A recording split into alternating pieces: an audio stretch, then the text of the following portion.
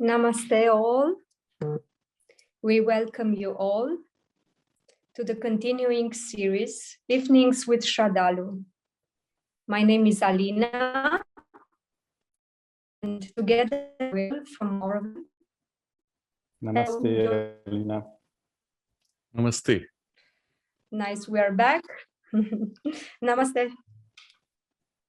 We are happy to continue our series and answering questions on the same topic, education and teenage issues. And we will be covering in this session same questions received from our viewers on the lifestyle of young adults, addictions, therapies. We already took some questions on the use of drugs, and today we will continue on this theme with a few more questions that we received from our viewers.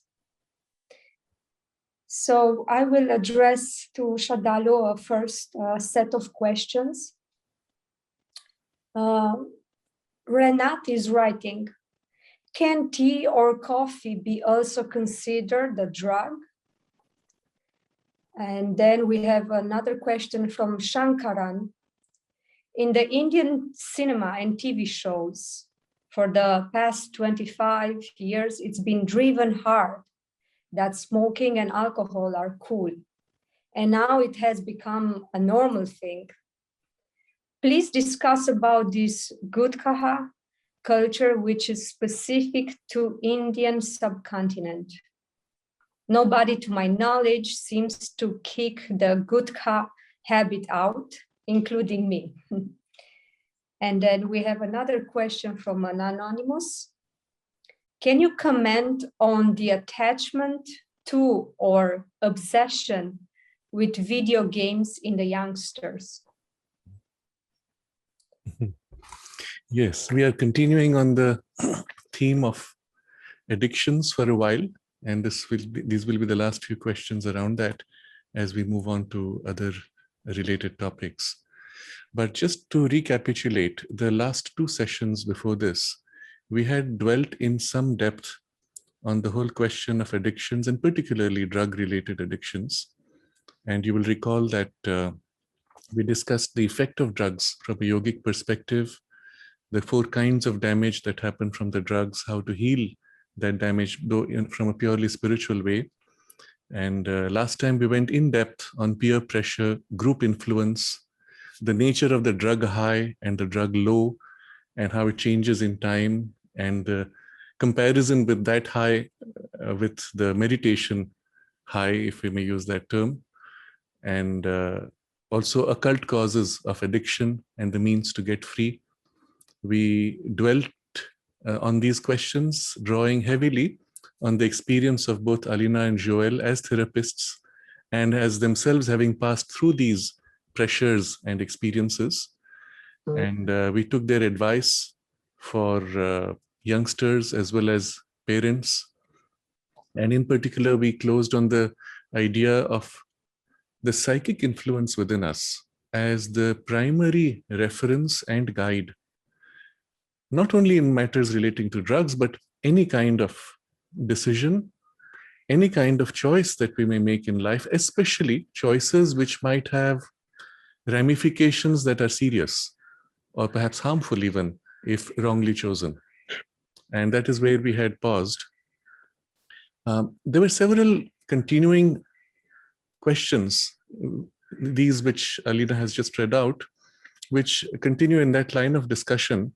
So I would like to use that opportunity to also widen the scope of what we covered last time. Generally, to all kinds of addictions, as well as the positive side of the use of drugs in medical usage, for example.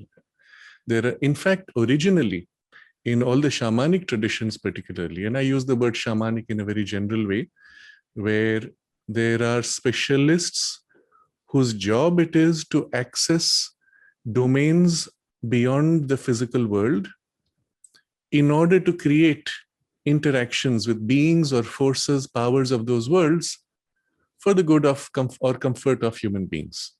And this is something so basic, in all tribal cultures, that as civilization evolves, it always remains. Even when civilization enters in a very intellectual phase of its development, these things hang around on the side. And when somebody finds a situation that has no intellectual recourse, they often turn to these types, occultists, magicians, shamans, whatever term is used, for help. There's no way, I'm in a jam, can you do something? Use your magical powers. And magic here is like a screen saying, I don't know, but there's something happening behind the screen. And hopefully that can act. But in almost all of these shamanic traditions, there is the liberal use of narcotics. And I want to put that in context also. So first of all, they used narcotics or drugs, particularly plant-derived drugs, which as a means of stunning the brain in order to free a part of their consciousness to access those worlds. And as we've already discussed extensively, the space you access is the space corresponding to the plant consciousness or the drug's presiding deity and its consciousness, which is generally of the domains most close to the material vital. Rarely even it touches higher vital, and certainly the mental is not touched, except the part of the mental which is part of the lower vital, and that's about it.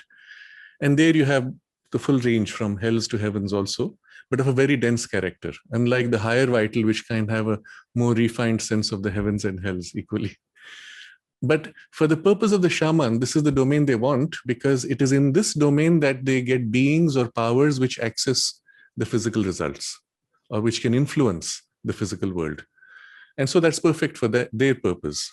And they have very strict training to prevent backwash from access to those worlds.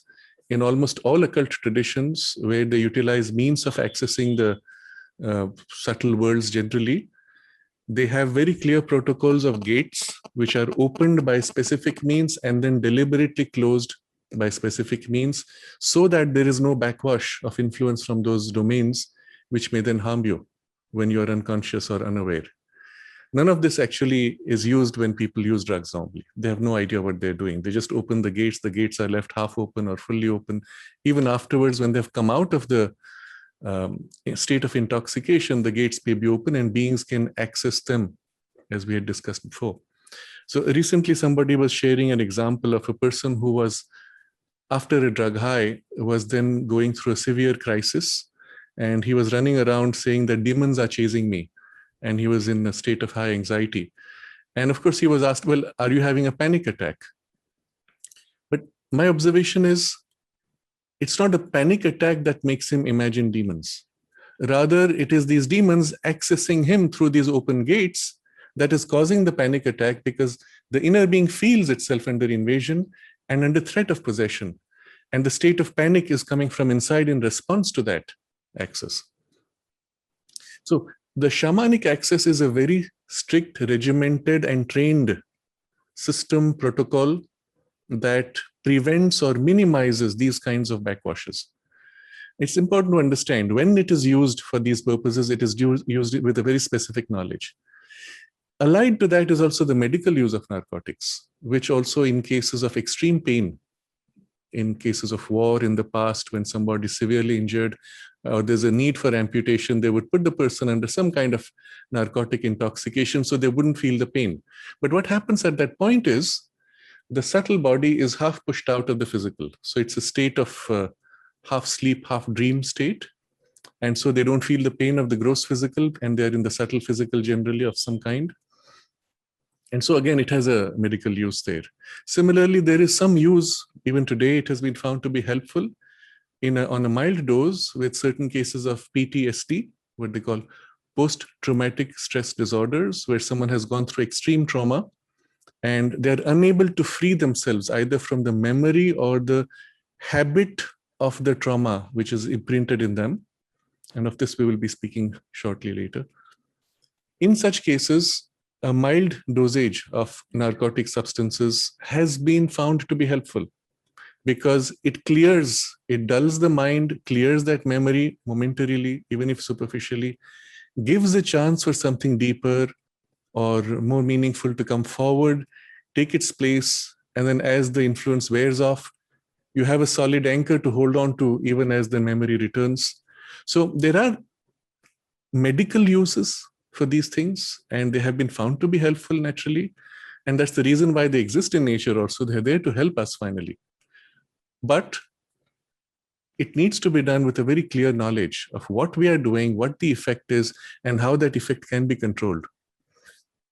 So this is to speak on the positive side of it. I wanted to then use these other questions which came up about use of Gutka or smoking alcohol in cinema, or whether tea and coffee are a drug, obsession with games. All these I want to combine together to broaden the theme of the nature of addiction, which we also discussed last time. But addiction covers a whole range of activities. And we must understand why this is possible. What is the nature of this addictive pattern itself? Nature has a use for this mechanism of addiction, because this is how she is able to override our intelligence to compel a species to behave in certain ways, especially when animals are in a state of heat to procreate. At that point, there is an entire mechanism which is built in the biology by which the reasoning faculty or the automatic self-protection faculties are all dulled. And a drive of an estrus can compel the animal to do things which would otherwise be considered dangerous in the instincts of the animals. Now, this principle is used today by the media as well as by industries to influence human behavior in purchasing. So for example, it works very subtly. Let's say a lot of purchases happening today online. But even if you were on a shopping window, you go to make a purchase, or maybe you're not even interested in purchasing, you just want to do a window shopping. If at that point there's a picture which is racy, it doesn't have to be very obvious, but it's there subtly. A picture which is racy, seen even momentarily and even subconsciously, is enough to trigger that machinery in our biology. Suddenly your heart rate goes up slightly, your general metabolism kicks in, your pupils might dilate slightly. There'll be other responses which are visibly measurable, but its effect is to override your discriminating power. And then suddenly, for no reason at all, you say, that looks nice, let me just go ahead and buy it. You suddenly forget that you came not to buy. You forget that you are at the end of the month and your resources are low. But at that moment, the instinct overrides and you make the purchase. And then later you wonder, why did I do that? I don't need it really. The similar mechanism is used when people are put in spaces where they're gambling. So in a gambling den,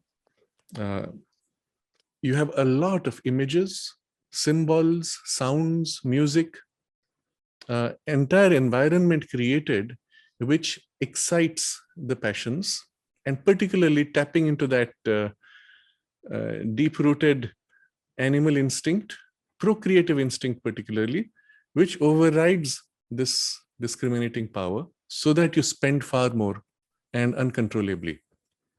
So advertising is using it heavily for the same reason.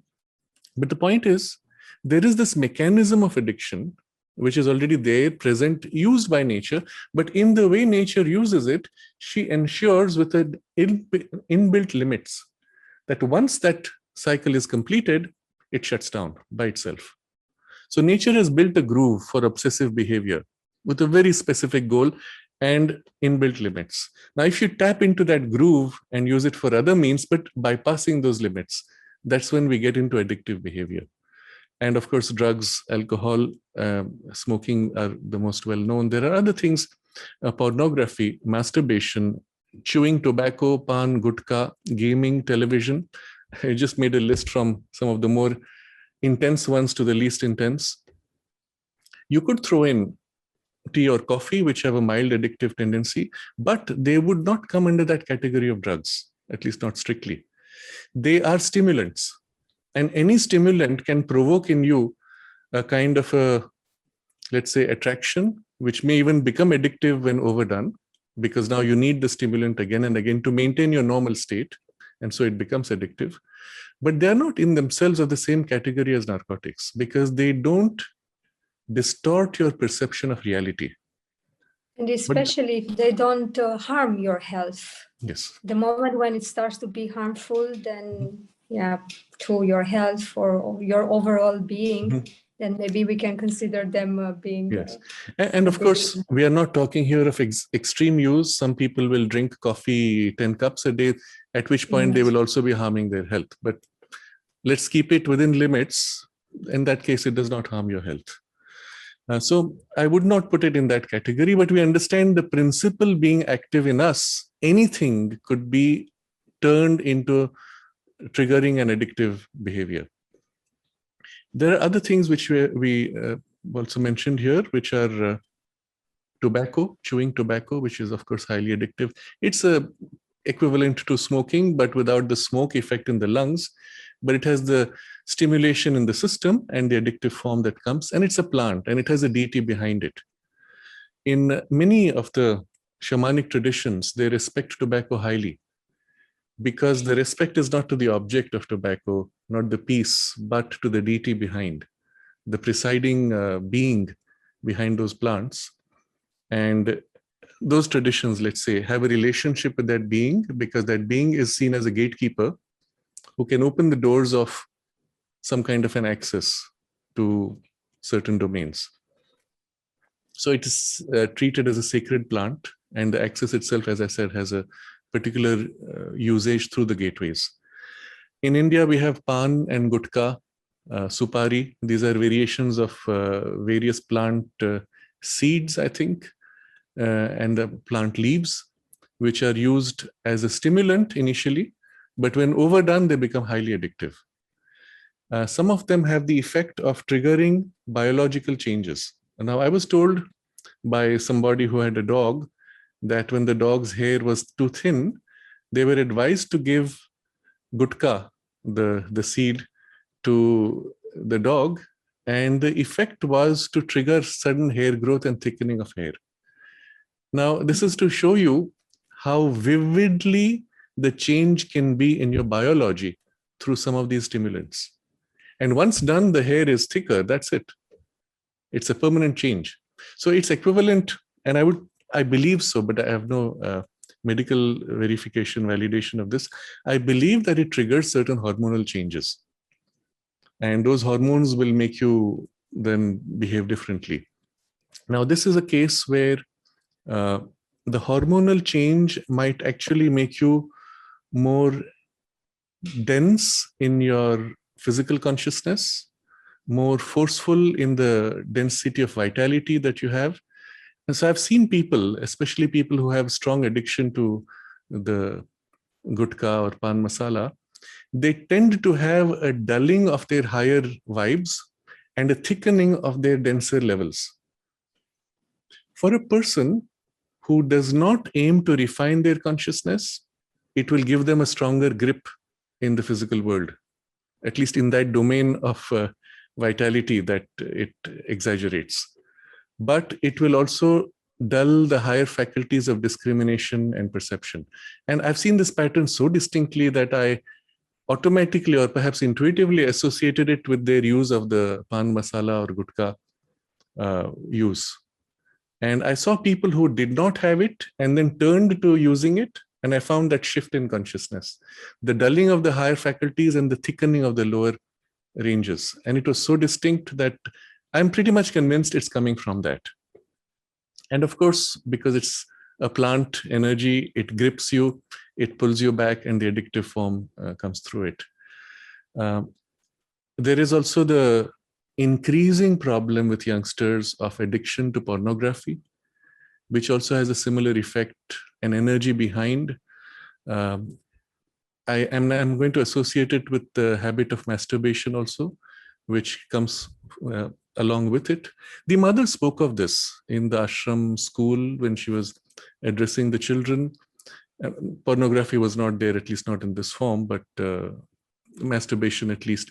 And she said that when somebody participates in that instinct, that impulse, it creates a strong energetic vibration that spreads around. It can actually be felt as an energy spreading around and then provoking others.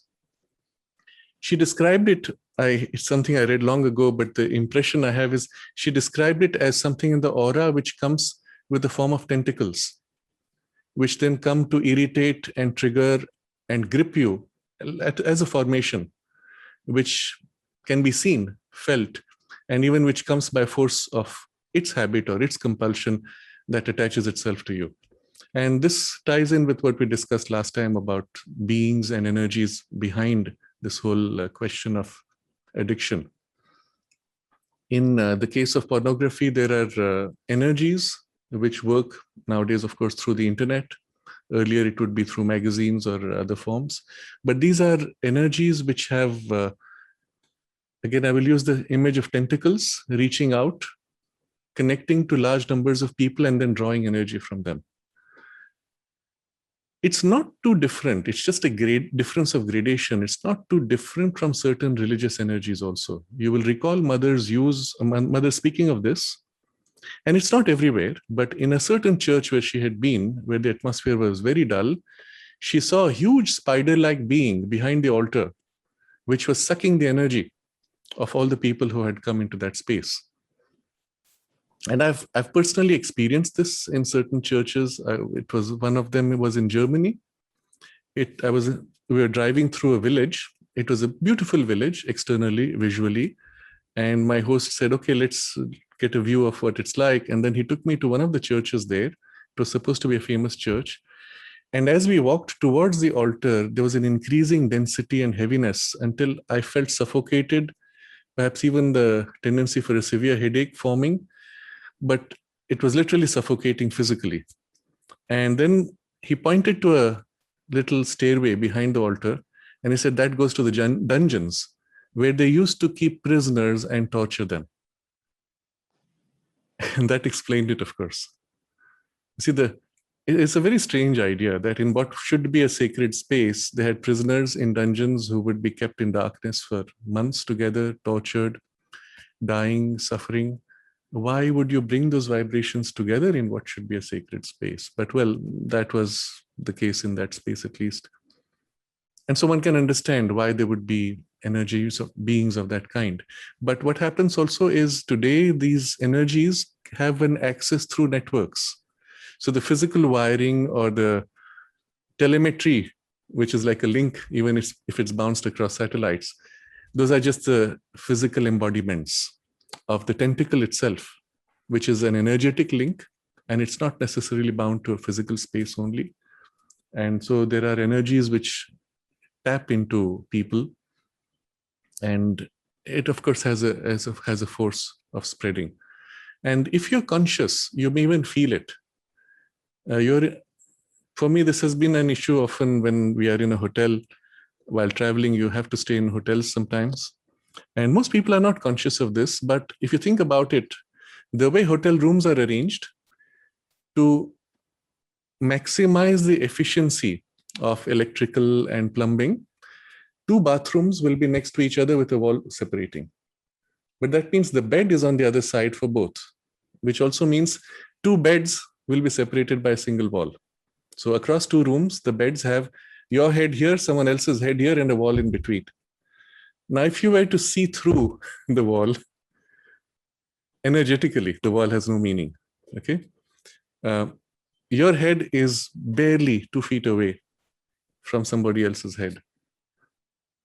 And above you, stacked, if it's a big hotel, stacked just in line with you, geometrically aligned, are people above, below, and on the side.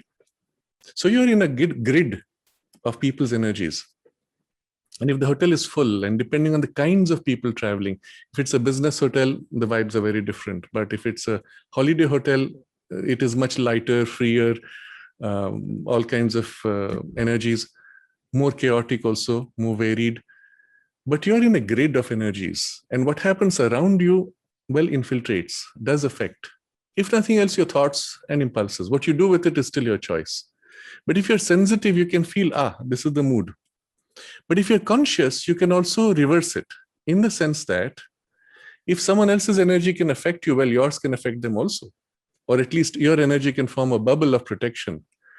So I used to do this consciously for a long time, that if I went to a new space, even if it was in someone's house, in someone else, because finally you're using a bedroom, which is used by someone else otherwise, even if it's a guest room, I would do it as a routine that I would first sit, generally on the bed, I would sit cross-legged, consciously do an invocation, a prayer, and consciously invoke the presence and the protection around to fill the entire room.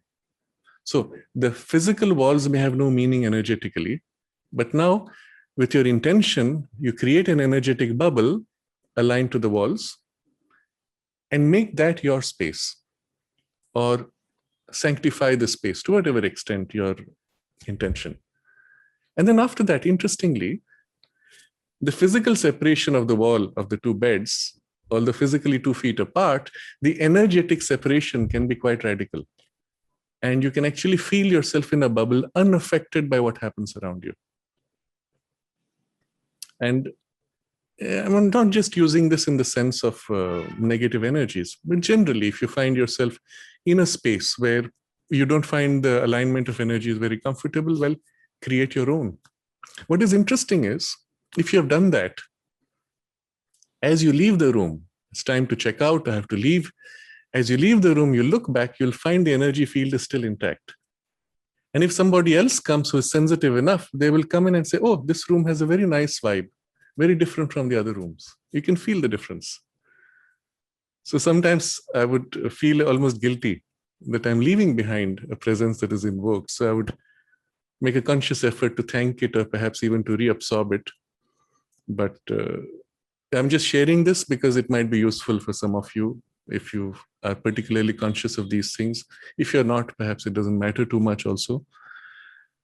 So the idea is that we can create our own protective space or protected space, and thus limit the nature of the mixed influences. But I come back to the topic that there are these tendencies which can have an influence spreading in the community environment. Seen from a subtle sight, somebody who smokes, in their aura, there's a thin layer of a grayness. That's the way one would describe it. It's not always visual, it's felt energetically, like a gray, smoky layer. And I've found inevitably, when one detects that in somebody, inevitably you find, oh yes, even though the person does not smoke publicly, in private they smoke, and you can feel that difference, perceive that difference. Something similar when people take alcohol or drugs. It can be felt in the aura or seen in the aura in the way I described earlier as these holes, or again a dark, heavy, cloudy element, but also sometimes visible in the eyes. It's as if the reflection of something which is not them. If I have to describe the feel of it, because these things are not entirely physical, the feel of it is as if something in them is reflecting a consciousness of the vital domain, which is not them though. So that's the indication that there's a link, there's a hole, there's a gap still felt. And different people feel it differently, perhaps. The question we had already discussed about healing, but I want to take a more physical axis. That which we discussed was the spiritual healing by invoking the mother's force, and particularly her power of love, which is the most powerful as a healing energy and can heal the most extreme damage. But for most of us, even if you're exposed to things like this, if your general health is good, and if your general psychological health is good, you must trust that just as a physical injury will be healed by the body, so too a psychological injury will be healed naturally. But what you can do, as you do for the physical body, you protect the injury or you provide the body positive nourishment. You can feed yourself with positive energies, positive reading, visualizing, watching of cinema, but positive, healthy, which makes you feel joyous, optimistic, positive, complete, healthy. or being in space in nature where you are around healthy plants. Again, it makes a difference. If the trees are sick, well, they can't help you much. But if the trees are fresh and happy and energetic, well, they heal you, and you can open yourself to that healing influence. Hug a tree. And there are various means like that.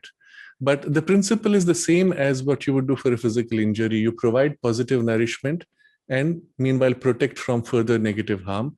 And the same thing you can do on in your psychological domain also, through these kinds of positive thoughts and positive reading, company of positive people. And we'll recall in our discussion last time, Joel had mentioned, you need to cut the links of the friends who pulled you into the problems, or even the drug seller who has a compulsion to reach out and grab you. You need to cut the links. And he said, you delete their names from your phone list. Now, it's not just on a practical level that you might not call them because of an instinct. So you look for the person, now you don't have the number, you can't call. It's not just that. The fact is, the name being on the list in your phone is a link, energetic, occult link to that person, which gives them an access to you also. So it's similar to what you see often done in occultism. Through the use of symbols, you connect to something, someone, some situation, some space, some idea, some energy, some higher power, through the use of symbols. But the name in your phone book is a symbol, isn't it? The number is a precise link in the universal intelligence, a precise link to that person. I'm going to give an example here. You see, often we know this, we have seen this with the mother, that we would receive a telegram. And my teacher, MP Pandit, as mother's secretary, was doing this very often. Telegram, letter, money order, some message would come saying so-and-so is sick, praying to the mother for help.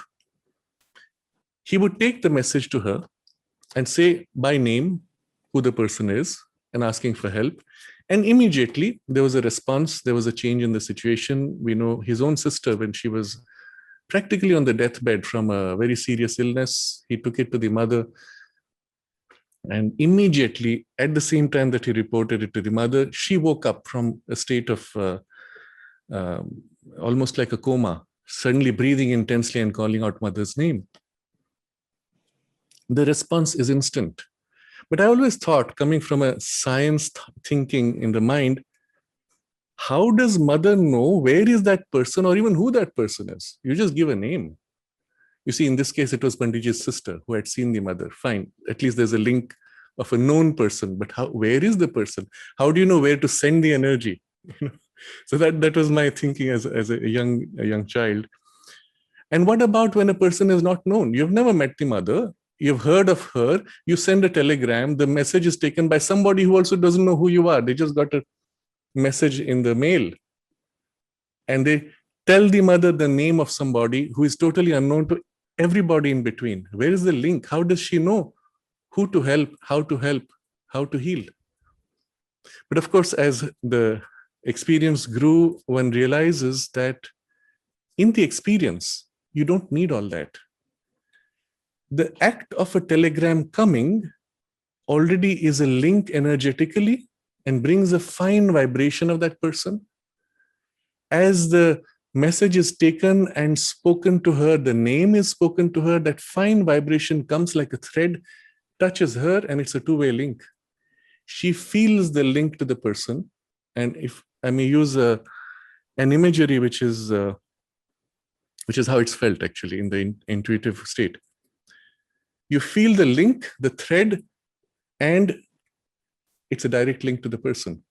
You can feel the person, or you can send along in that link the help, the energy, the support needed. Literally at that point, it's like a thread, a link, a point of contact with that person's consciousness. So understanding how this works in the subtle worlds will help us to understand how powerful these symbols can be.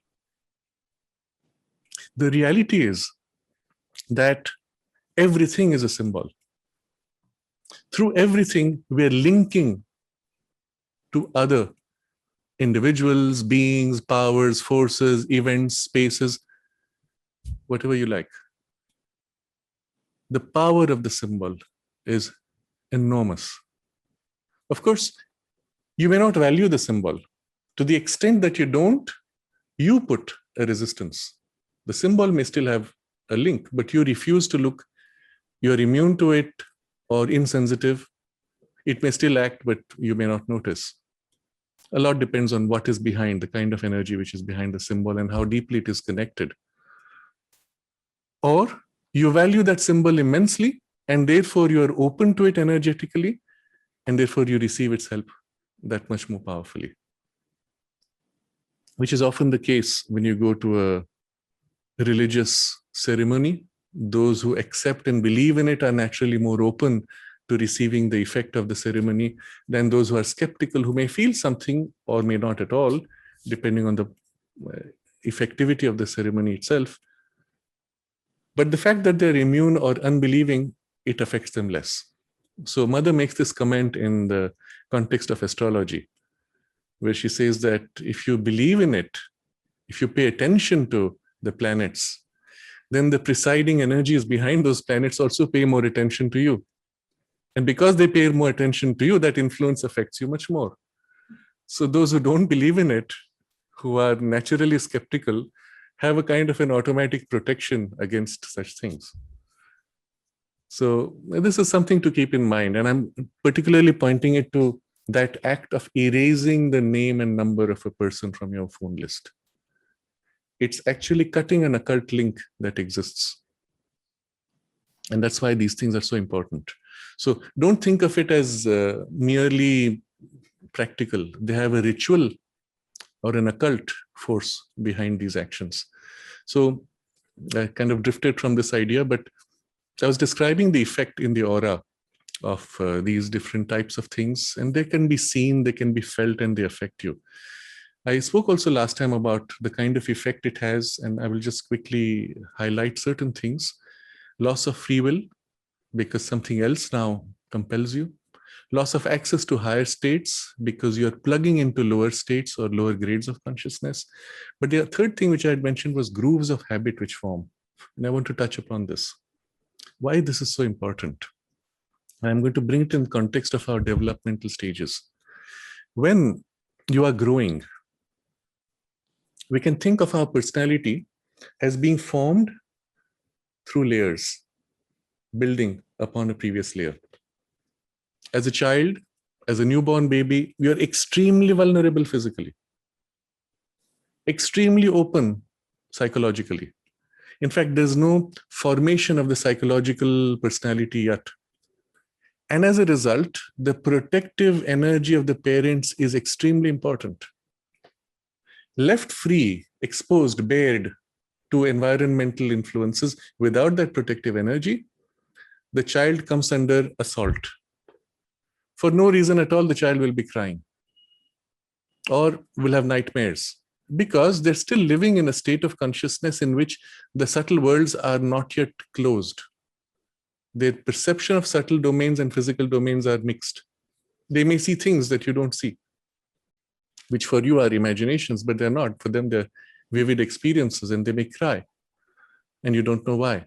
So instinctively, you will see the parent's instinct is to embrace and hold the child to protect by surrounding, literally putting their energy around like a bubble, like a shell. And your mother particularly has this very strong instinct because in the womb, she was holding the child in that protective shell. Now the child is out. The energetic protection that she wishes to hold actually is an extension of her aura. So there's a subtle umbilical, psychological umbilical, energetic umbilical. And although the child goes away physically, she feels the stretch of that energy. And although doing some other work, she will feel the danger or the discomfort in the child and get pulled back like a cord pulling attention. And this goes on for quite a few years. It thins out over time, but it never really goes away totally. Unless one takes special pains to separate and let go and free oneself.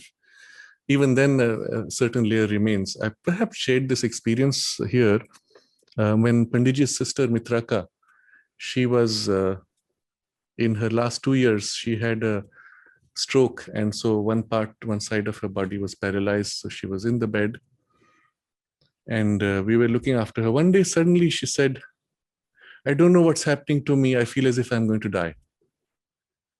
She was fine physically, emotionally, healthy. And then we got a day later, we got a message that her daughter had just passed away.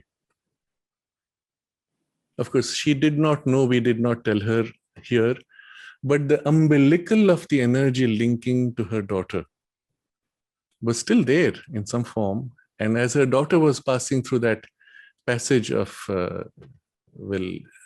leaving the body, she felt that experience reflected in her. Of course, it doesn't mean that she would feel everything happening to her daughter all the time, but here was a really significant event that would, of course, affect her also quite deeply. But this is to say that these links are not casual. They can be quite deep. Sometimes there can be also influences, I will say, I won't use link, but influences and affinities which come from past lives, past relationships we may have had. And we may not always be conscious here or aware or even remember. So the point I was making is the child is still held and the layers are still forming in this protection of the mother's aura or energy. And as the layers form, the child comes into his own and his individual personality becomes more distinct, concretized, until his own aura is quite distinctly separate from the parental influence. And well, the umbilical may remain, but the aura is now separate and you have an individual ready to move out into the world. That process actually of the full growth into a stable individuality. And after that, you still grow, but now you're an independent individual growing. That process may take up to the first 21 years, typically. And I'm highlighting this because as those layers are forming, if something is introduced which damages, warps, or twists one of these layers, then the next layer forming covers the distortion, but itself gets distorted in an attempt to compensate for the previous distortion. And there's a kind of a layering and a ripple of distortions forming until the outer shell is complete. But that knot may be quite deep inside and layered up. In order to be able to correct it, you cannot correct the superficial distortions. You have to go back to the root knot in the personality, and from there, so to say, undo the distortions. And this can be done. This is often done. Sometimes it is done spontaneously. In the person's growth, they become conscious, oh, I have this tendency. I realize it comes from a certain experience or a certain strong association, and they begin to correct it. And this layering is important because the distortion gets covered up even as it affects other layers. There's a very deep symbol of this in the European tradition in what is classified as fairy tales. And many of these fairy tales, which are very archetypal, have profound spiritual symbolism, which is forgotten. Sometimes even they have a magical message or magical knowledge behind, which is an occult knowledge. So you have 3 little pigs and first attempt, second attempt, third attempt. Always in all the fairy tales, there are 3 attempts and the third one succeeds. Why? Okay, perhaps it's archetypal. It has a magical connotation. It represents a deep truth on an occult level. And so these tales have something important to communicate. And there's one which is called The Princess and the Pea. And in this story, the Prince Charming is looking for his ideal bride, and the test which he makes is that he puts a tiny pea, little grain, on the bed, and then there are 7 layers of bedding placed. And when the princess sleeps on top of this bed, she is uncomfortable because she feels this pea through the 7 layers. Now you see the symbolism. Straight away, the 7 is an obvious symbol, because for us, the 7 has the meaning of the 7 planes or 7 layers or 7, Sri Aurobindo describes 7 ignorances, etc. But the suggestion immediately to the intuition is that the only sensitivity that you might have to sense through 7 layers of a personality, to catch a distortion and to feel uncomfortable about it, that can only come from the psychic discrimination. All of our other faculties are layered. Within their domain, they are effective. Across their domain, less effective. But they don't always catch a distortion, a little ripple, a little bump, a little knot. And it can be a tiny one, covered up across 7 layers, but the psychic will sense, something is not okay here. Of course, in the very act of sensing, it will have the power also to influence, to soften, to dissolve, even to release the knot. Or it can call for help where it is not capable. It can detect and call for help of the higher spiritual action, which will come and dissolve the knot.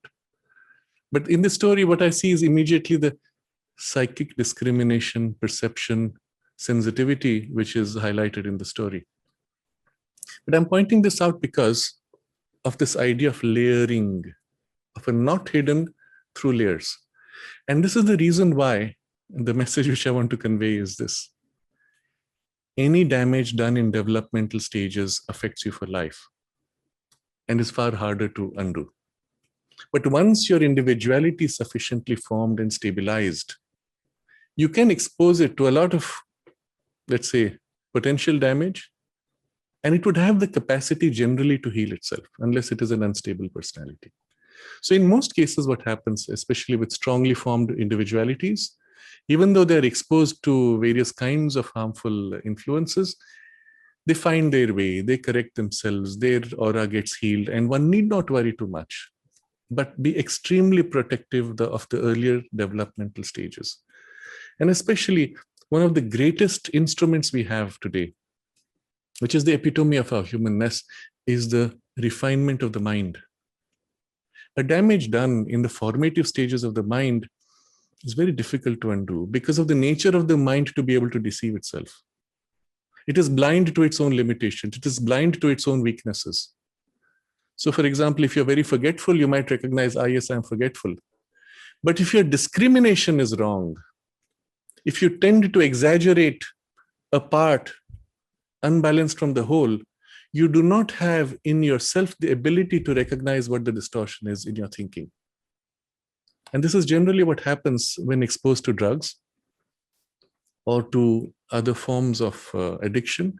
The character of these things is it distorts reality by exaggerating something or by erasing something else, but it basically creates an imbalance of some kind in perception. That imbalance remains. So I've seen somebody or people who are in a state of mild intoxication or even under drug influence. Suddenly they'll say, oh, wow, this is such a fantastic thing.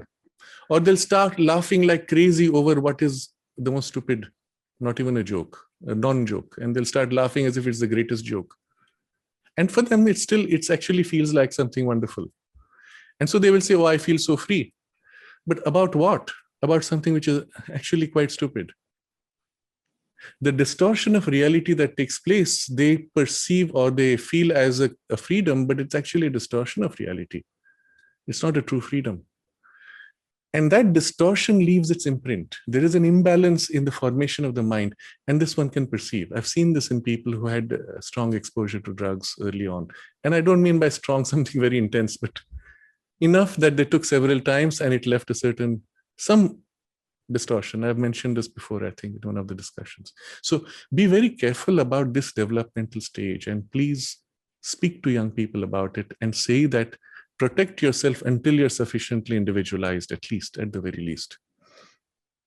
One of the things which I mentioned last time, the grooves of habit when they come up, and all of this, remember, our discussion primarily is about spiritual life, its effect on spiritual life. If you have other effects for someone who's not interested in higher things, and we're not going to focus too much on that. Here, the grooves that happen, and I mentioned last time the example of swinging of the hips. So in a bhajan or kirtan, you'll find those who are used to having done swinging their hips with exciting music, they will tend to start swinging their hips. But I missed this observation last time. Those who have not been through that experience, you will find they will start swinging above, chest and above. They'll start swinging here. You will never see little children spontaneously swinging their hips. It can happen in teenage. Once the sexual excitation can kick in, even there, left to themselves, if there was not an external provocation of cinema or some other example, most people would not swing their hips provocatively. Most people would feel uncomfortable doing it. But once you've started that exercise and it's become a part of your normal behavior, then that dominates in a way that the higher movement, which would have spontaneously happened, is overridden by this. And this is important because when you open yourself to a spiritual experience, also, especially if the experience has a strong character, they feel overwhelmed on these levels where they are naturally more open. So all of these are to kind of complete the theme of addiction. And I hope we won't have to return to this and we can move on to the next series of questions. Could we also give a more closer attention to the attachment or obsession to video games? Because nowadays a lot of teenagers are living in this bubble world, and you cannot get them out from. You will occasionally see interesting news items about video games. One I saw about someone in South Korea was playing a video game for 3 days continuously, and then he died of heart attack while playing the game because he had not eaten or drunk or slept for 3 days. And you have to ask yourself, what is it in the game that can override all of your survival instincts? Only through engagement of the mind. Yes, exactly. You are hungry, you're thirsty, you're sleepy, but you keep pushing and pushing. What is it that can do that? And where is the hook? Of course, it's in the mind and the vital, because it's not primarily in the physical. If you look at the design of a game, it's designed to be able to hook you, because the company that makes the game earns more if you play more. The longer you play, the more they earn. So if you start playing a game, and in the very first attempt that you make, you fail to go to the next level, you'll probably stop. Oh, this is too difficult. So initially, they have to make it easy enough. And even if you fail, they say, oh yeah, you are stronger than your peer. Come on, let's move to the next level. They have to suck you in. And I'm reminded of a phrase, come into my parlor, said the spider to the fly, inviting you to come in. Here's something free. Enjoy this, enjoy this, enjoy this. And a series of crumbs of enjoyment take you deeper and deeper into the web until you're in the center of it and now have no way to come out. It's designed that way. And there's a lot of psychology which involves the design of addiction itself to give you rewards. And in the pattern of the play, the game senses when you might be losing interest, and immediately they reward you with some bonuses somewhere. And suddenly you're given an opportunity that you might lose if you don't do the next step. And that's the hook. You'll see similar things that is used for marketing and even advertising. I get this all the time with, I don't want to name these companies to give them importance, but one of these online purchasing company, which is quite powerful today, they keep giving you an offer. Do this in the next 2 days, otherwise you will use a bonus of 100 rupees. So they want me to play music on one of their sites and just play one song, and they will give me a cashback of 100 rupees. And of course I would say, why not? 100 rupees, it's worth having extra, right? So you just go and play a piece of music. And so that's where you are hooked. And I have to consciously bring in the thinking mind, rational mind. No, they're not doing this for your benefit. They want to hook you into that particular pattern of behavior. They want to increase their numbers of clients now using that service and so on. And I make a choice. No, I'm not going to waste, 30 seconds or a minute. Of course, once I start playing one piece of music, I'll be hooked for several minutes. So let's say I'm not going to waste 5 or 10 minutes or maybe much more of my time for that purpose, knowing that this is the game they play, and I have to consciously disengage. If I don't, the instinct pulls me because it's a reward, and a reward where there's a time lock. You will see this again on online purchase sites. They will say, oh, you have just come in when we have a special offer. Buy this within the next 1 hour and you'll get a 20% discount. But once you cross the 1 hour, you won't get it. So you're in a hurry and there's a tension. The high of the tension is like a kick, a high of a drug kick. Of course, it's a stimulant, not so much a drug, but it's a stimulant kick, which makes you then do more things which bypass your thinking logic. So in the design of the game is this structure, and very deeply designed psychologically. I've met some of these psychologists whose job it is to create these traps for you. And there's a lot of knowledge of human behavior which goes into it. The only way out is consciously choosing, which means your awareness engaged, losing itself in activity, must be able to pull back, stand back, and say, okay, now I have to draw a line and end it.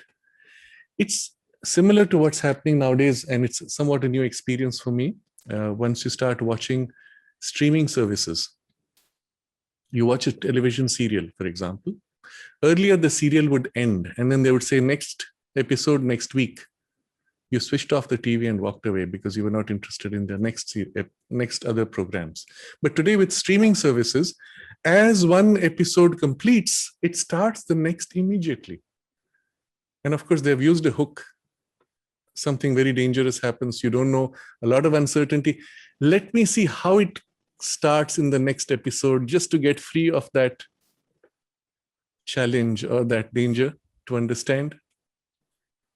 And so you wait until it starts, and before you know it, 20 minutes or half an hour has passed. So the way they hook you is now coming into online watching patterns also. And the only way is you have to consciously separate, take the poise of the witness consciousness, step back. Ah, yes, this is a design, this is a game, this is intended to hook you, and I'm master of my life. I will exercise my freedom for what I know is better. I will press the stop button. You have to do that again and again to form a new habit. Yeah, because of these virtual groups, attraction, no, to be part again of a group or yes. Game. And I also have a next question which is related, but I will just read all Kwasi's questions for now. Is this the reason why stand-up comedy works in a group? Many jokes are not funny if you're listening to them alone. And this is in the discussion we had about the group energy, yes, and how that carries you. Yes. Another question from Kwasi. Seems like political campaigns exploit the blurring of the aura in their rallies. Is there an occult side to political propaganda? Are there any occult ways by political opinions of the masses are influenced? And can mental contact with a person on a drug high cause a high without physical consumption of drugs to other people? And a last question, we could say that one is lowered in consciousness even if one goes to places where people get high on drugs, on dance, on social behaviors or other actions. Okay. Yes, I think these are all in continuation of the discussion last time about the group energy, which carries you, which pulls you, influences you to make decisions which you would not have made if you were not infected by the group energy. So yes, certainly it works in comedy also. And it's the reason why you will find in many of the series which are supposed to be comic, they will put what is called a laugh track. Sometimes it's a live audience, sometimes it's just pre-recorded laughs. So in the TV series, somebody says something which is supposed to be a joke. Often you might not notice it as a joke, but at that moment there's a pause and there's the laugh track. So something in you laughs or smiles at least when you hear the laugh track. You move to identify with that group energy. So you already have smiled a little bit. The next joke, you move from the smile to a slight open mouth. The third joke, you might go, ha. And so it's pulling you into a behavior of laughter without you realizing it. And it's useful if you want to enjoy that more, to laugh more. Yes, it's useful, but it's actually the same group behavior. There's an attempt to influence your behavior by creating an identification with a group, which is not there physically. but which is there energetically for you. So some of the series I know for a fact that they used to play them on a studio with a live audience, record the people's responses, and then overlay that on the audio track of the actual series when it was broadcast. Now, you may think it's just a recording of laughter. No, it's not. A recording is also a link in energy.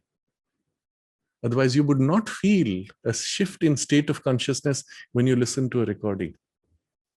Isn't it? Think about it this way. Let's say there's a beautiful music which is extremely uplifting by a master musician, let's say, whatever your favorite might be. That music was recorded in a studio, converted into digital bits, numbers, edited, modified. Now all the numbers have been changed. Just the fact of pushing up the amplification or passing through a filter, every single number and pattern of number has changed. That was then transferred to a CD, which is just notches of cuts, laser cuts in a fine foil sandwiched between two plastic sheets. That was then read by a laser in your CD player, converted to pulses, passed through further processing, and come to your loudspeakers, which is air moving that hits your eardrums, enters your brain as electrical signals, creating the impression of the music. That's what's happened. Those people who played it are long dead, perhaps. All you've got is digital imprints of shaking vibrations. But as you listen, you pay attention and you enter into the music experience. And you may even feel the people who were playing it, their emotions, their energies. And you get carried away, uplifted, influenced, whatever, positive or negative. How does that happen? It's not the physical reality of the music. It's the energetic link behind of which we spoke before. That comes through, or you tune in into that which is still a living reality in the Brahman, in the totality of the universe. And even if it was recorded 50 years ago, it's a living reality in the eternal now of the Brahman, isn't it? And so the act of listening carefully, a part of you tunes into the energy behind and the experience behind and can enter it. Now, this is something which you have to recognize. It does not happen totally, entirely, unless you make an effort. So you can walk into a room where someone is playing music. After a few seconds, you may say, that sounds nice. Then, till then, well, it was just sound. That sounds nice. You pay more attention. Now watch your attention, your concentration. You pay more attention. Oh, is that such and such a singer? Oh, I love her voice. And your heart opens. You enter more deeply in the identification. And then suddenly there's a familiarity, there's an intensity. And at that moment, you forget yourself, you forget the room you are in, and you are as if one with the music. That's when you have identified with that person, experience, which was perhaps recorded whenever it was, years ago, but is present now, is made alive, pulled into activation and manifestation in your consciousness. Isn't it? That's what's happened. She, the singer, has come alive in your consciousness, or has manifested, or has got activated in what was earlier inactive reality waiting, has been activated by your opening and inviting it into you. Isn't it? Once you understand this, you understand how those influences work. And so, yes, even things can be made more funny for you by the fact of participation in a group energy which is laughing and enjoying themselves. It won't be as effective if it was not a live studio audience. If it was merely a recording of people being made to laugh, okay, let's laugh for the next 5 seconds. I record it and I patch it on. The link is not so strong. But the people enjoying that particular series as they watched it, as you are watching it, the affinity and alignment energetically is so much stronger. And that is so much more effective to make you laugh. And so, yes, there's a fact. You are, and then if you're in a group setting physically, others are laughing, you go uncontrolled in laughter. So I've had this experience a few times. I don't laugh very easily in a loud way. Even when something is really good, I may go, and it stops there. But I found when I was in a group where people were laughing, I was laughing so uncontrollably that my stomach was aching. I couldn't breathe. It was so intense. But I could never have that on my own. And that's because of that group energy, which is supporting, filling, and pushing you to that edge. Yes, it's interesting. But then the same principle you can exploit for other kinds of influence. And Kazi's question about political campaigns. And you will see often, again, there's a psychology behind. You get people to come and sit very close to each other. You put an entertaining program before the politician speaks. So, or something provocative emotionally, to put you in an emotional state which is non-rational. Then the politician comes and speaks, again, not sensible things, not logical things, but emotive issues. And you'll see it's part of political strategy to sway a public with emotions and not with logic.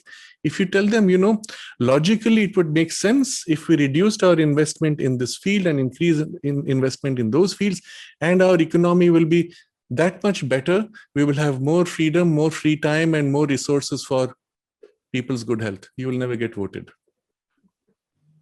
because it's too rational. It does not compel you. What compels you? Powerful emotions.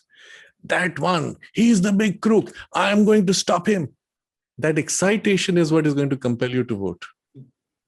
Unfortunately, all our political electioneering is resting on this kind of raw energy of excitation.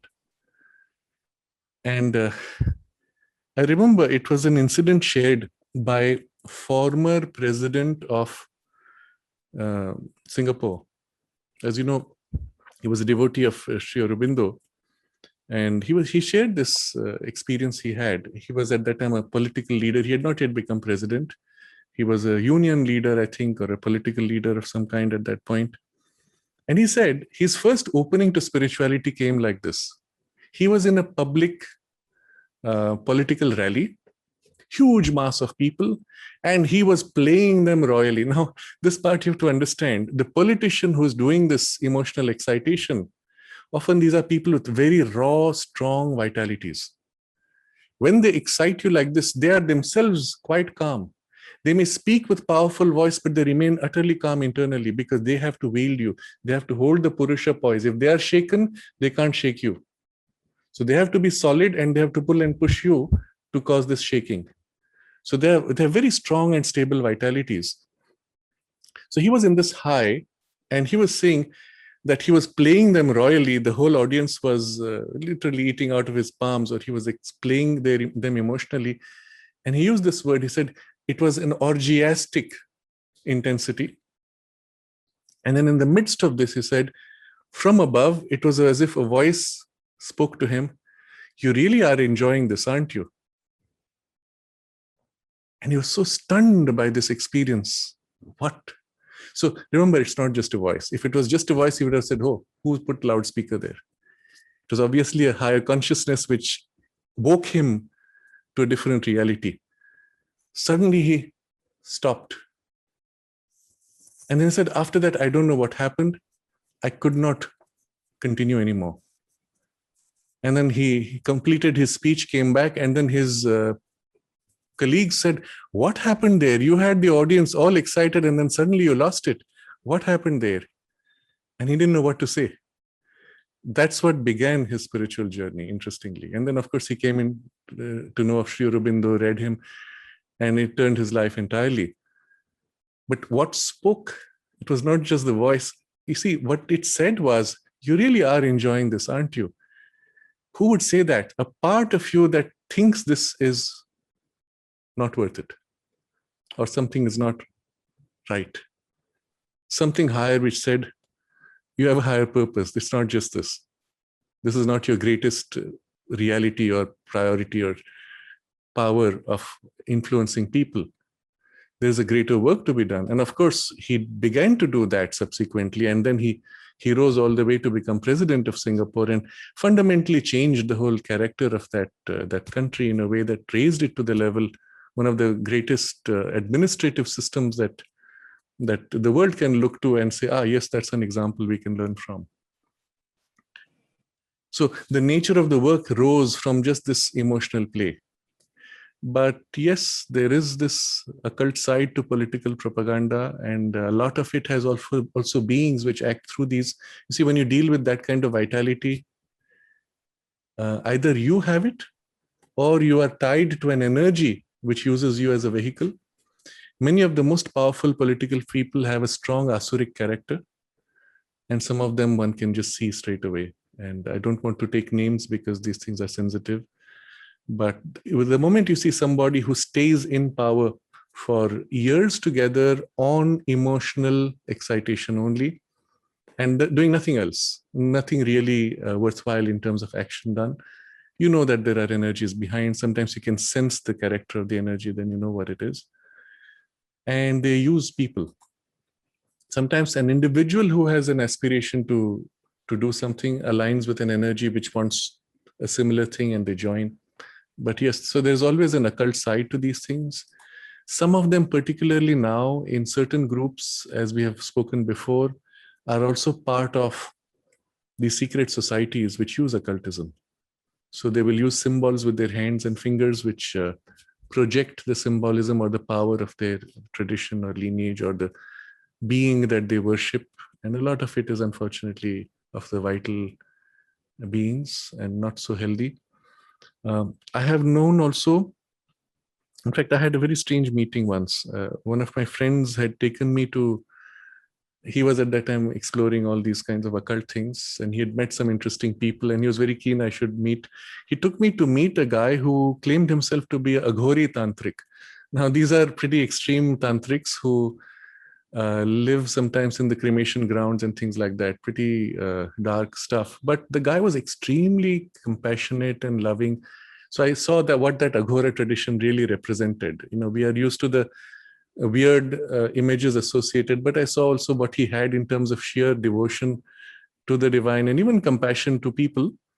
But he was in a path which was of a very crude, raw kind of energy. And what he said was, he said he showed pictures because he has his little place which he called his ashram, and he had pictures of him doing various things. And he said, you know, that kind of ceremony is very powerful. You can win a whole election on it. And of course, I get lots of politicians who come to me. So I asked him, how much do they pay? And he gave me some figure. I believe it was 20 lakhs in those days. It was like 20 years ago. But this also happens, that people hire those who they think have an access to occult power to help them swing votes. Now, how would that work? It's an interesting idea. So here's somebody who does a ritual, and it's supposed to affect people's behavior in a way that it swings votes. Can it even work? Yes, it can, to the extent that people are suggestible to a hypnotic influence. I don't know exactly what the mechanism is. Perhaps they have several kinds of mechanism. One might be to associate a being with this person to infuse his energy with some other influence. The other might be an influence which is independent of the politician to swing their thoughts at that time. I don't really know. Perhaps all it does is it acts on a group which is undecided and gets them to swing. So it doesn't always have a strong guarantee. It all depends on the kind of method used. Can I ask also? Yes. Yes, I'm sorry to interfere, but I heard some years ago, because of some very important sport games, Yes. and they wanted to keep people under to be dull and very quiet. So they even said it loud that they're gonna activate these antennas which keep people under control and quietly seated without provoking any agitation or rebellion or fights. So if they're using this type of devices to control the masses on a sport field, maybe they could control it also in big cities where we are already full of antennas and a lot of other devices, unknown or unseen. Yes, this takes it to a different dimension, which is not so much occult, but well, still hidden, but more material. That, in fact, by playing the brain with electromagnetic energies, one can swing the person's state of consciousness. The original research for this goes back to the 1950s, where certain frequencies beamed at a human being and then modulated in certain ways could shift the person's state from a state of full wakefulness to a state of half sleep or full sleep, or an intermediate level which is equivalent to hypnosis, in which the person was totally suggestible to whatever was said to them, and they would simply say yes to anything they were asked to do. And the fact that you could control a person's consciousness state, wakefulness state like this, basically playing the brain waves, basically means that it's a technology that you can pinpoint a person with a narrow beam, or with a wide beam influence an entire crowd. So if a crowd is going rowdy and wild with excitation, you can beam this and then turn down the level of excitation, and suddenly the people will find their excitation going away and they'll become quiet and calm. Or they'll get sleepy, or they may be put under a suggestible state of hypnosis and then told, okay, now crowd, let's move aside, and they will just obey as if hypnotized. Yes, this is possible. This has actually been done. Like I said, it's a technology which was originally experimented and demonstrated in the 50s, and there's been a very long time to optimize and perfect this technology. The particular frequencies used for this purpose are very close to current electromagnetic frequencies used in mobile phones. Now, in the actual mobile phone protocol of communication, there's nothing obvious that would allow for this.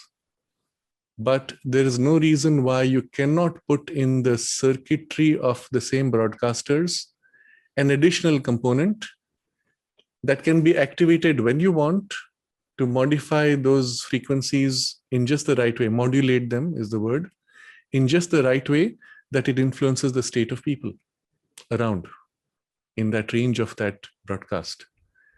You would still use the mobile phone normally, because that modulation won't change this communication, interestingly, because that will only modify amplitude, whereas this communication is with frequency modification. So your mobile phone call is still going on, but the overall wave intensity is such that it modifies your state. Well, if you can do this technologically, you can do it occultly also, the principle being essentially the same. Yes. So I wanted to complete this discussion with one important point. Just as I said, you could hire, let's say, a magician to do something. And this is not so common in India, perhaps, but in the West, where there are these occult societies, they often have the entire power of the occult lodge directed to a specific outcome. Sometimes they may use a ritual for gathering energy to aim at an outcome, or even aim at a person that they want to harm. And I don't want to take names, but in one of the countries where there was a particular religious group which was very powerful, politically active around India, there was a ritual that they used to speak of where they would break 1,000 coconuts with certain incantations in order to kill a political rival.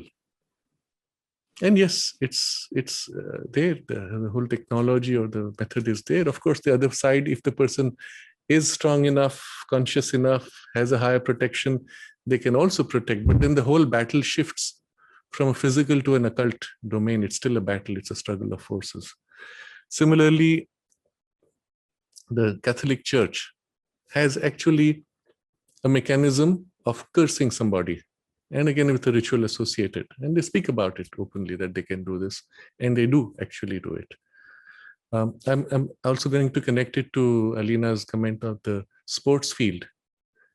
Many sports persons draw upon such means in order to win a match, and especially countries which are known to have a strong base of magical practices, they draw upon all these things. My point in sharing all this is that it's not just political propaganda. Wherever there are powerful energies and what is at stake is power, political or otherwise, there are energies which want to use every means possible to attain to those results.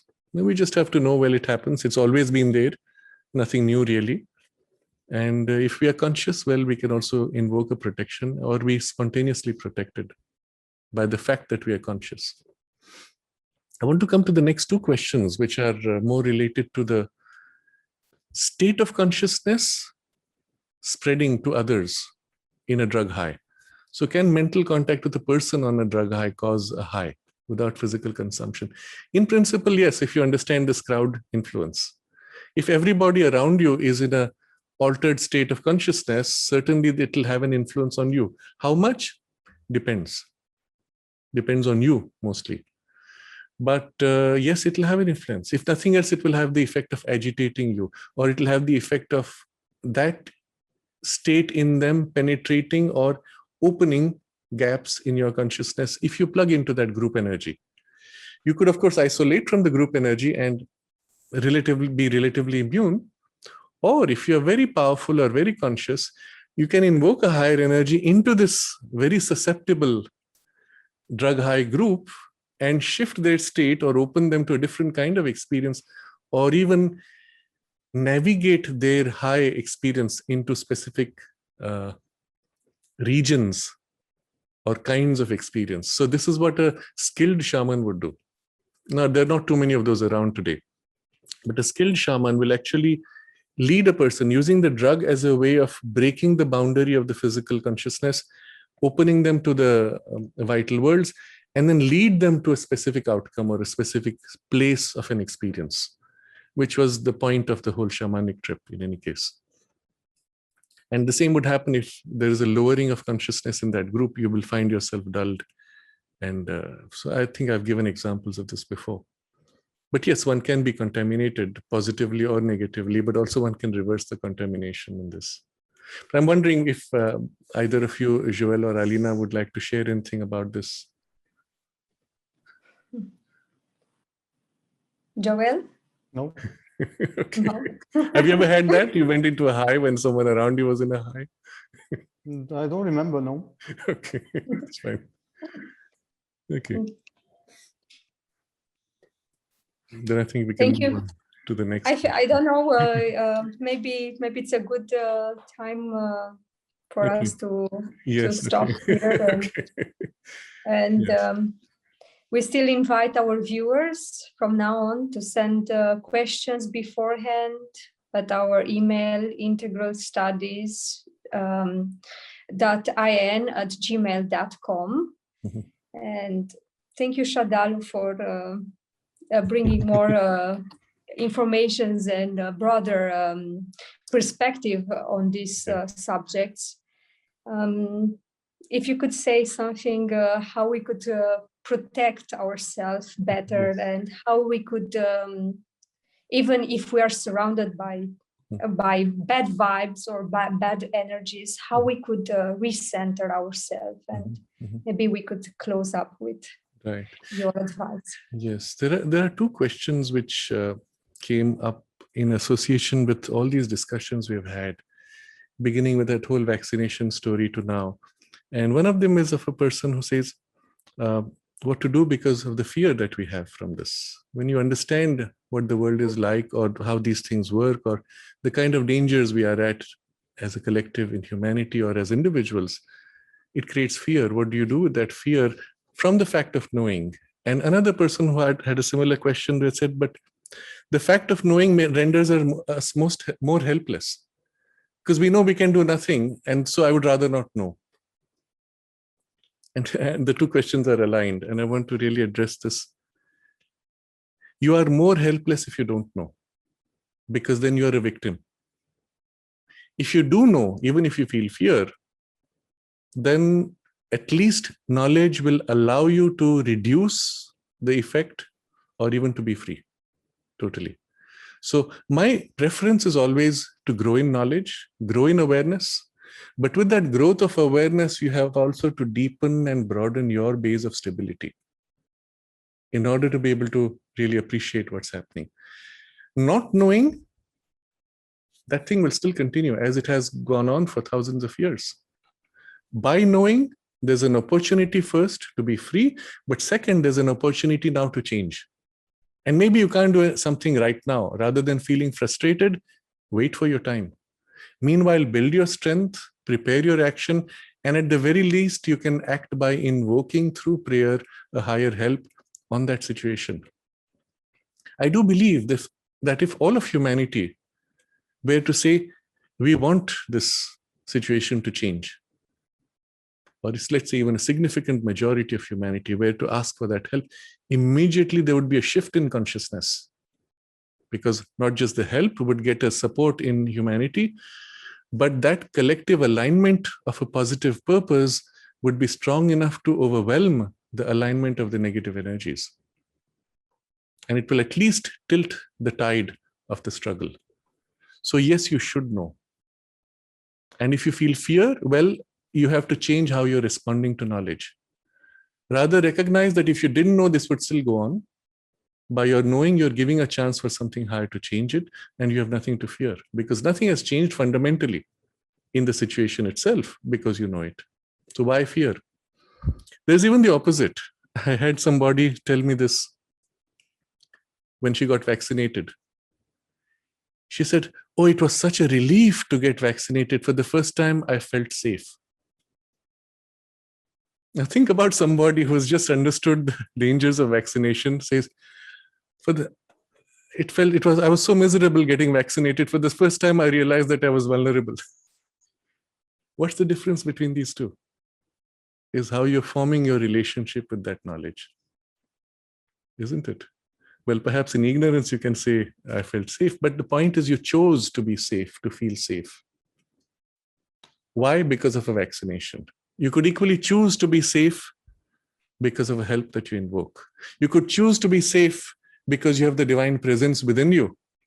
You could choose to be safe because you have the divine presence filling you, filling all things, filling the whole universe at the very foundation of all reality. You choose where you place your attention, where you place your priorities, what in the experience of reality is for you more powerful or more important, which is your priority. So when you become aware of things which are nasty, even show you danger, collectively, individually, whatever form it may be, consciously lean upon that which is the greatest safety. You will recall this incident that the mother narrates when she first went to the Théons in Tlemcen in Algeria for her learning occultism. And Mr. Théon came to take her from wherever the train or whatever it was. And as he took her to his villa, he said to her, now you are totally under my control. Aren't you afraid? And mother said simply, no, because the divine presence is within me. And then she says, he became white with fear. He met somebody who was not afraid, who was immune to his power. What was the immunity? Not your body, because your body could be cut by a knife. Not your mind or your emotions, because they could be hurt by a knock. But the divine presence within you. And when you align yourself to that, you share in its immunity, and its immunity fills you to whatever degree.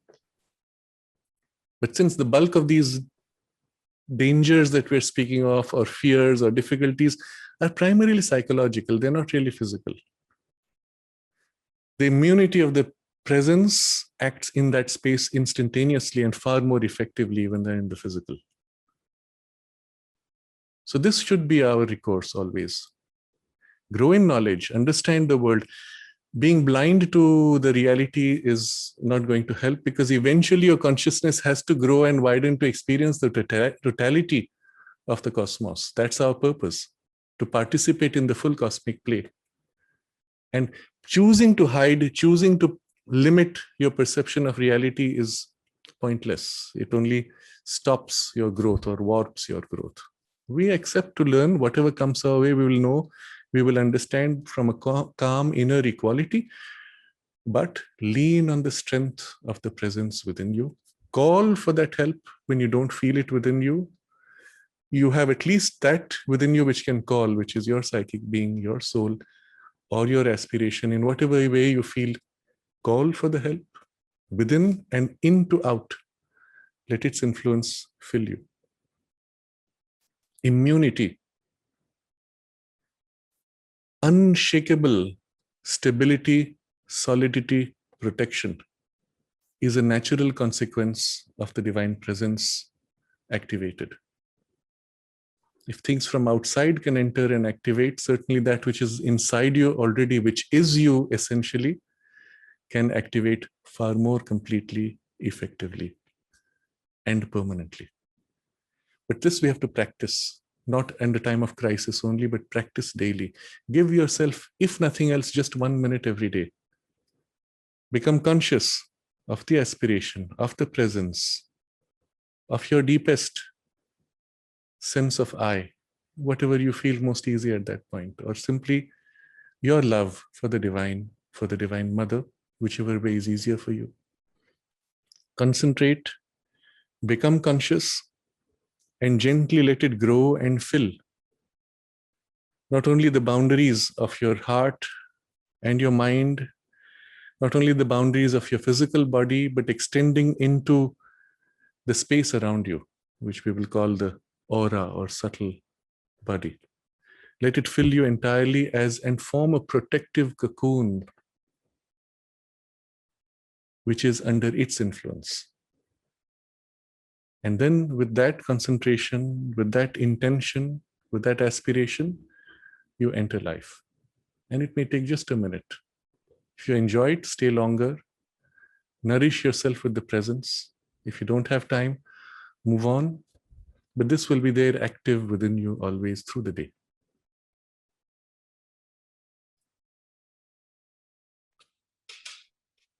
We can take a few moments to concentrate on this.